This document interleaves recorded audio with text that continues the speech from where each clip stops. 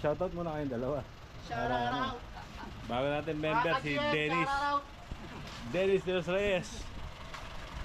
Oh, good morning mga ka-GM.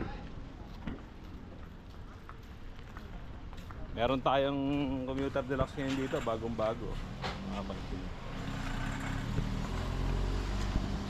So itong deluxe na to, ito yata ang natin ngayon.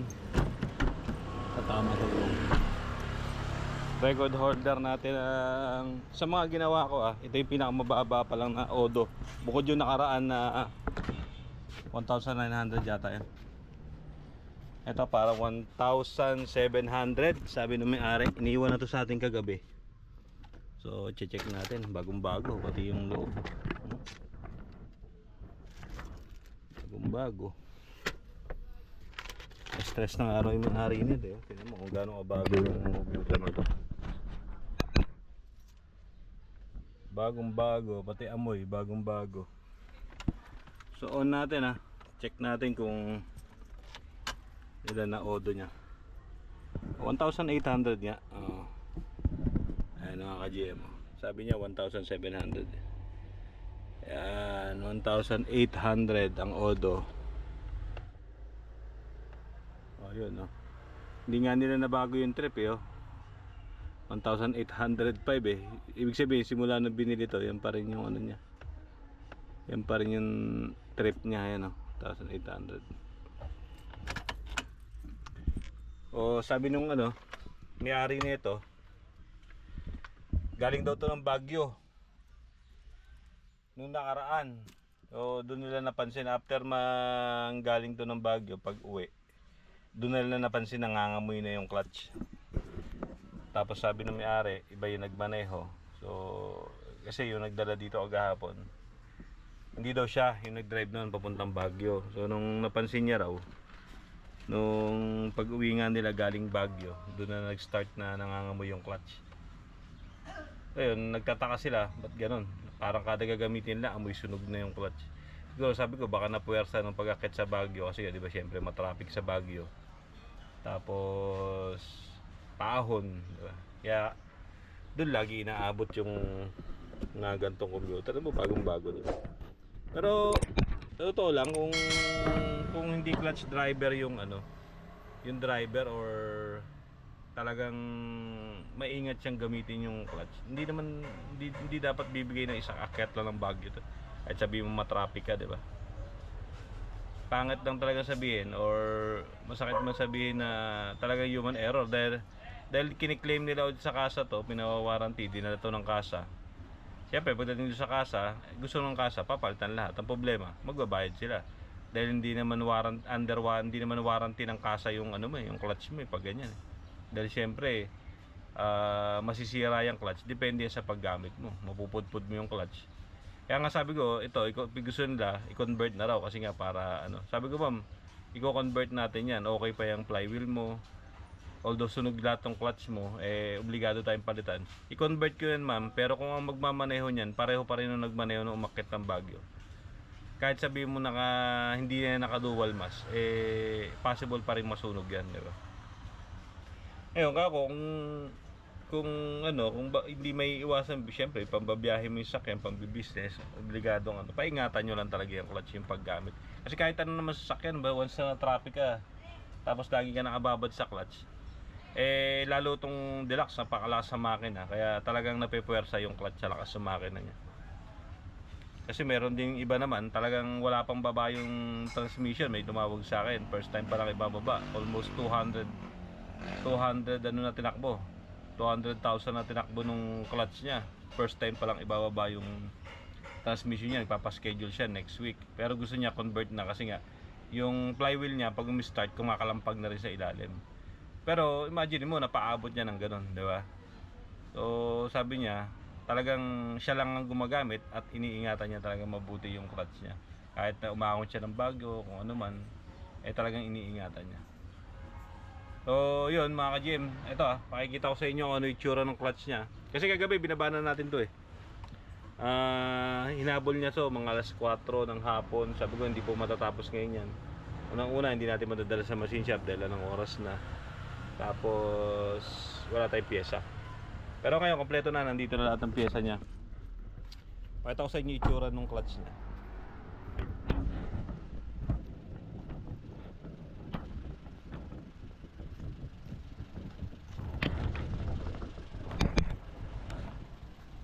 Ito na yung clutch niya ngayon. Tignan yung pinagkaiba ng kulay. Yung gano'ng kasunog, di ba? Ayan o.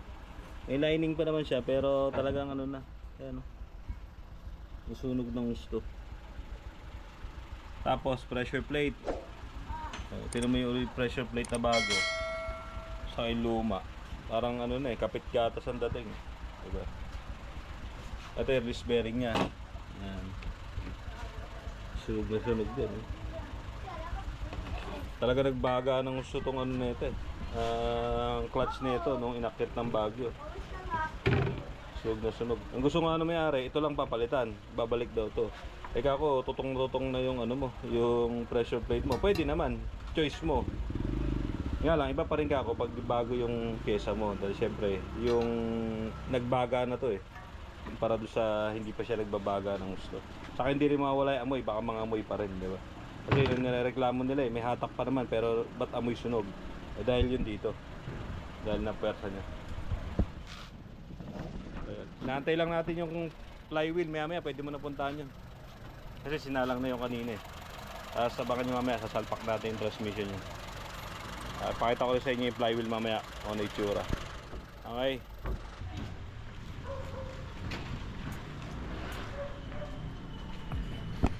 Yan yung transmission na ito mga ka-GM, parang bago. Malinis na to Itong part na to, nasunog talaga to yung inner na yan. Ayan, may mga tira-tira pa konti Kutin na lang ng konti yan bago.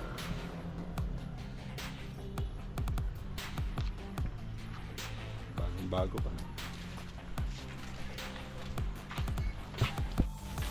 So ayun mga GM, dumating na ating flywheel.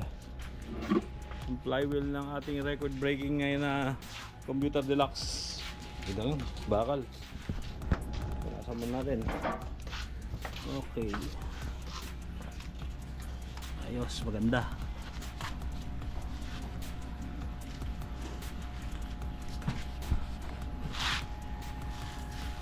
Sampak na natin agad to.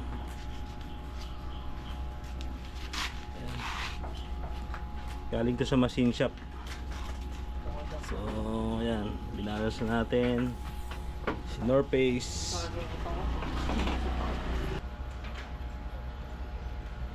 Yun.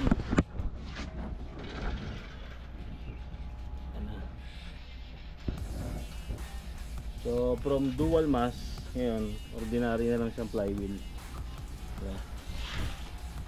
Okay, let's go. Then, buhatin mo na.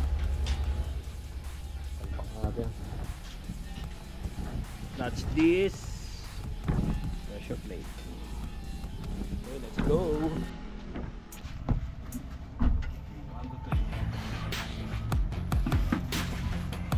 Tornado.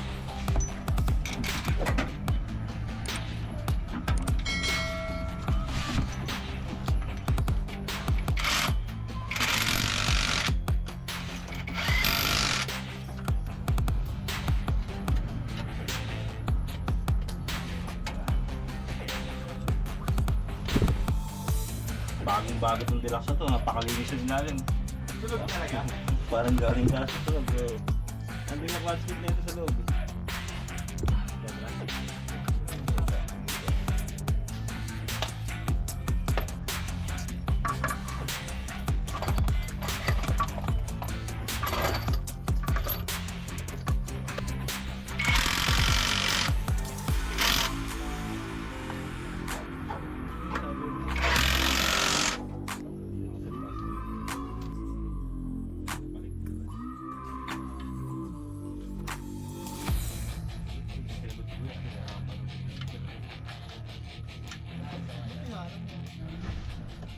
So yung mga GM, salpak na natin yung transmission, bubuoyin na lang natin yan. Tignan nyo kung gaano kabagong bago itong sakyan na to. Pakalinis sa ilalim. Pati yung transmission.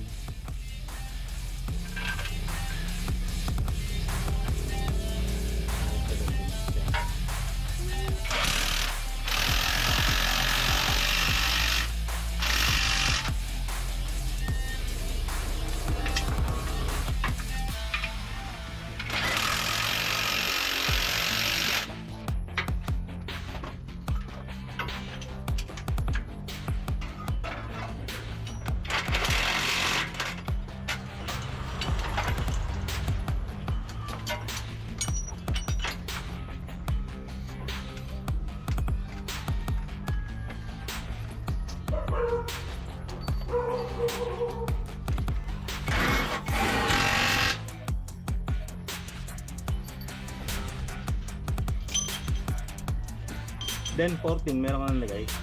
Back wrench. Oo. Wala ipit ka sa ilalim. Yan. Wala mo, 17. Ay, nangilit ko lang. Ito. Ito, dito. Kasi pag na nakalatag ko dito. Wow.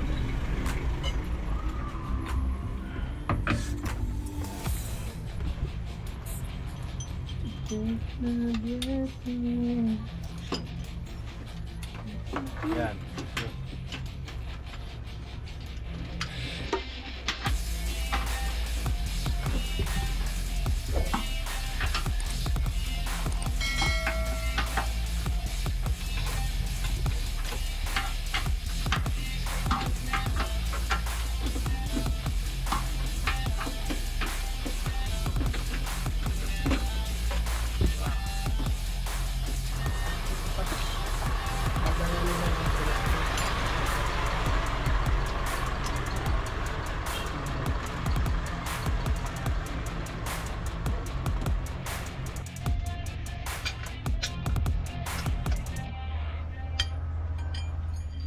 Zero oil na lang. Okay na natin higpit ha. Okay. Yes.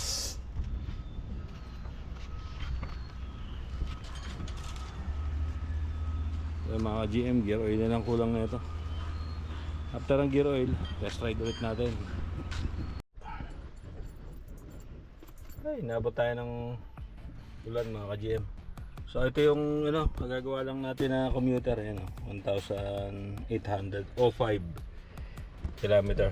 First start natin na ito, to test ride natin.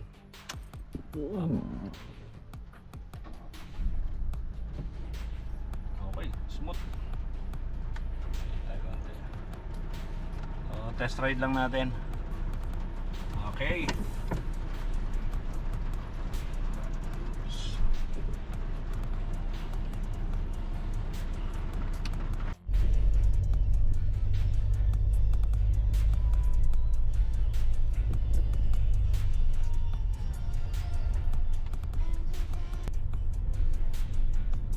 So mga ka-GM, testing ulit natin. Dito ulit tayo sa matarik na part na to, yung kung saan tayo nagte-testing kung gaano ko pa rin, kung ganoon pa rin ka-smooth kung ano nakaraang video natin, kung aaon ba siya ng, di ba, na hindi nag-accelerate. Diba, medyo mataas yan. Actually mataas talaga yan. So try natin pagapangin kung gagapang siya ng smooth lang, di ba? Ayan ah, okay. So yan ah, itutok mo lang din yung flashlight. Ayan po ah, packet tayo nyan. Walang accelerator yan. Smooth. Wala rin palag. Wala ka rin mararamdaman palag sa ilalim kahit konti. Ayan po, mataas po yan. Ayan, napauhin yan. Ito, lalo itong part na to, mataas to. Ayan. Ayan, nakakaon talaga siya kahit na walang ano, accelerator.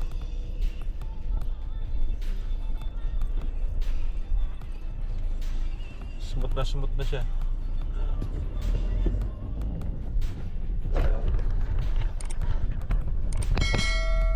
Ayan mga ka-GM, another successful na naman na conversion to nagawa natin dito sa Commuter Deluxe. So pag maganda talaga ang flywheel, pag ang flywheel nasa magandang kondisyon pa, mape-perfect talaga siya pag ginawa. Kasi may mga flywheel talaga na sira na yung gitna, hindi na talaga mabalanse. Kaya minsan pagdating pa lang dito ng mga customer, yung mga may-ari ng van, sine-check ko kaagad. Kasi pag ang flywheel mo naka-idle pa lang, nagba-vibrate na, mahihirapan na pong balansehin yun. Maaring nababawasan yung vibration pero kadalasan talaga meron pa rin. So kung hanggat maayos pa yung flywheel mo, huwag mo nang hayaang masira yung flywheel, diba? So ito may pumapara, may pasahero yata. Puno na po eh. Sakay ka? Ay! Sama ka Ano ba ya? Sama ka hindi. Saan ba pumunta? Ito yung baon natin oh. Ay, tara na. Ha? Ay, saan Sama tayo? ka hindi. Kasama, siyempre. Marami tayong baon eh. Baonin mo to, pera natin. Oo, may namimigay ng pera dito. Oo, Saya. ayun. Dami oh. Napadaan lang ako. Punta din sa Midway, vlog to. Shoutout. Ah, shoutout to. Parang nagpapahinga mo, kulang ng kape yung ano mo. Kulang sa kape.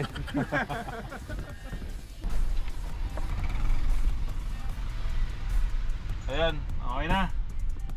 Para lang tayo ma'am, okay na yung sakyan mo ha. Eh si ma'am kasi na-stress na raw siya dito sa sakyan niya kasi bago-bago nga naman, di ba? Pero naibalik naman natin na maayos yung sakyan mo, orig lahat ng parts, so wala tayong problema. Pero ang problema natin, medyo sikip yung daanan.